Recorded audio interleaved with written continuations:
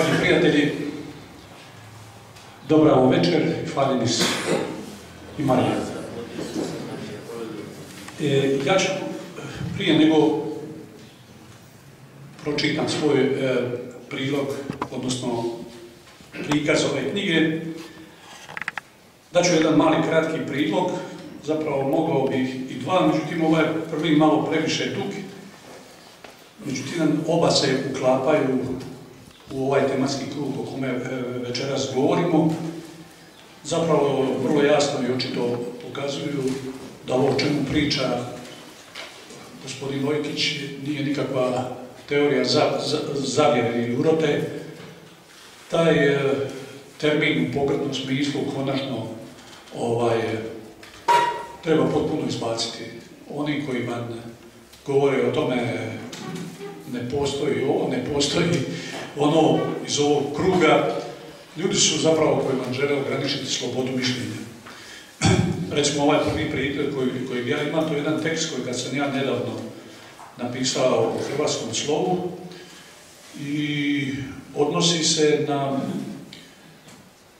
zagrebačkog odvjetnika Marijana Hanžekovića, koji je mason najvišeg 33. stupnja i član vrhunske svjetske oligarhijske strukture Trilaterala, inače vlasnik Europa Press Holdinga. To je zapravo otprilike polovica hrvatskog tiska, odnosno tiska u Hrvatskoj, jer ga hrvatskim je teško ga je nazvati, više bolje izraz prikladniji tiska u Hrvatskoj. Postoji na neki način, nedavno sam isto tako pisao o drugom dijelu zapravo koji je još moćniji, a to je Štirija ili Štajerska u prijevodu pretpostavljam sa latinskog Štirija.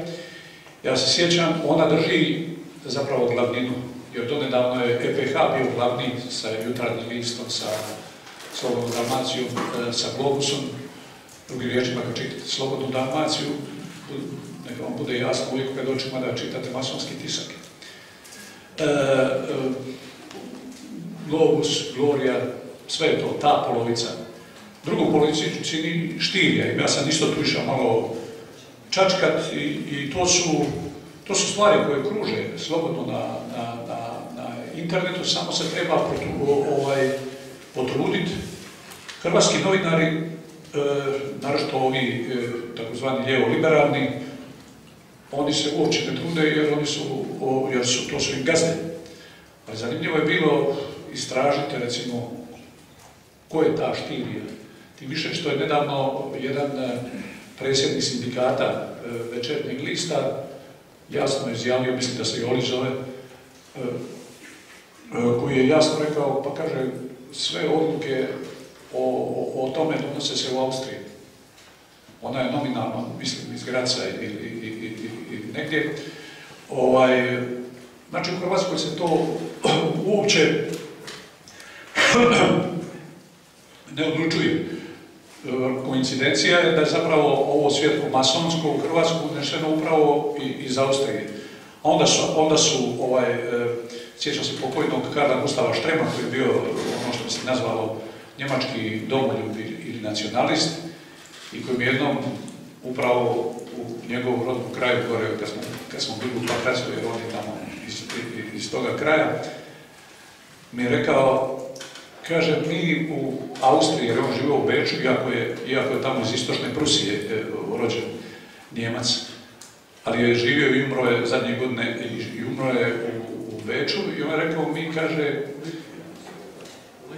evo se, to je istočna Prusija bila. I on je rekao, kaže, mi u Austriji tu Štiriju posprdno nazivamo marksisti srca Isusova.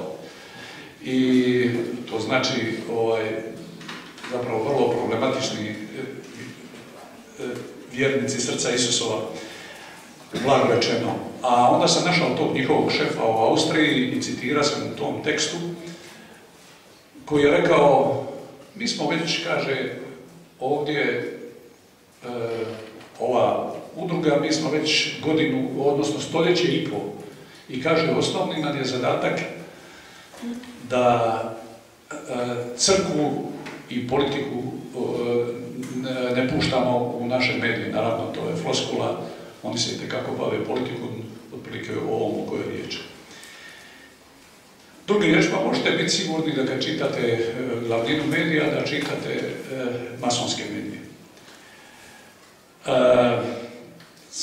Kako oni djeluju na drugom području, ima jedan kratki izvadak iz zadnjeg dijela moga teksta kojeg sam pisao o ovom Daliboru Mataniću koji je dobio tu takozvanu zlatnu, odnosno ne zlatnu palmu, nego jednu nagradu na jednom sporednom Kanskom festivalu i to je predstavljeno kao nekakav golemi povijesni uspjeh hrvatske kinematografije.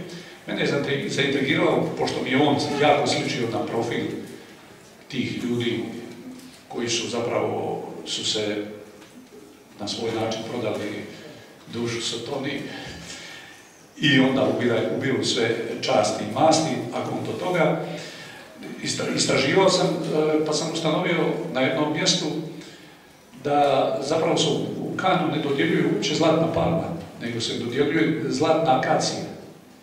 A zlatna akacija, to ćete vidjeti ovdje, je zapravo simbol, masonski simbol mudrosti, odnosno, još preciznije i potanje, simbol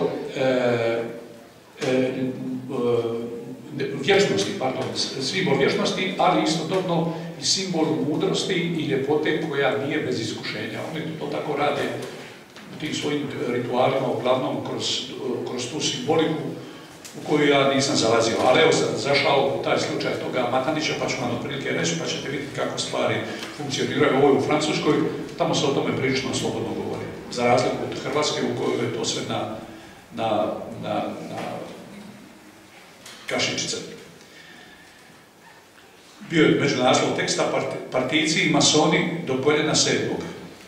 Nakon ove turobne, a ne triumfalne, prije sam toga pričao o tome koliko je zapravo, da bi on došao u Cannes, taj Matanić, koliko je morao, koliko je napravio tekstova o kojima najprije, filmova o kojima otvorenu mržnju prema Hercegovcima, to je bila ova neka njegova blagajnica, o blagajnici, pa onda o Ličanima, u vlastitoj očevoj kući snimio jedan film koji se zvao Čača, koji je bio otvorena aluzija na Franju Tuđmana i zapravo na onaj nasilnički potencijal koji postoji u ovoj hrvatskoj katoličkoj većini. Nakon ove turobne, a ne triumfalne kanske priče, evo i njene vanjske masonske dimenzije. Poznajući profil filmova i autora koji mogu pristupiti posebno na najmoćnije svjetske festivale, Matanić mi se učinio gotovo modelom filmaša po mjeri masonskog svjetonazora. Istražujući građu za tekst, naletio sam na niz članaka u francuskom tjedniku desnog centra Le Point, kojim sam nekad nabavljao i na splitskim kioscima, a koji je u 2013. godini imao golemu nakladu od 417.062 primjerka po broju. Dakle, nije to bezimeni portal koga se može ukloniti slavno u navodnike dosjetnikom o paranoji teoretičara zavjere, jer je riječ o novini koja je očito gomilu ljudi svakodnevno, odnosno svakog tjedna pred očima. Filmski festival u Cannesu je naime masonski proizvod par excellence od trenutka kad je začet. A po svemu sudeći, to je i danas. Tako u tekstu pod naslovom Govoritelji framasonski objavljenom u Le Pointu od 21. siječnja 2010. godine daje se pojmovnik niza masonskih ritualnih izraza i skraćenica. Već pod prvim pojmom akacija stoji da je on masonski simbol besmrtnosti, ali i puta do mudrosti i ljepote koja nije bez iskušenja. A neočekivano čitamo da je to znak festivala u Cannesu sa slavnom zlatnom palmom po kojom sanjaju brojni redatelji. Sve ovo citiram iz tog francuskog lista. Nema tu ničeg čudnog, nastavlja Le Point.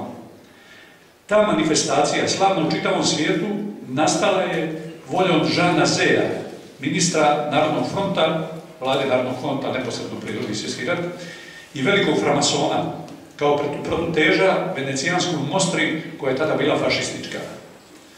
Festival se htjelo pokrenuti 1939. godine, ali se uspjelo tek 1946. Ipak napominje tjednik, masonski simbol gračica akacije i dalje je tu.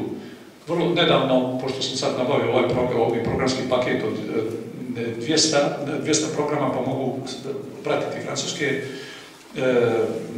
programe, gledao sam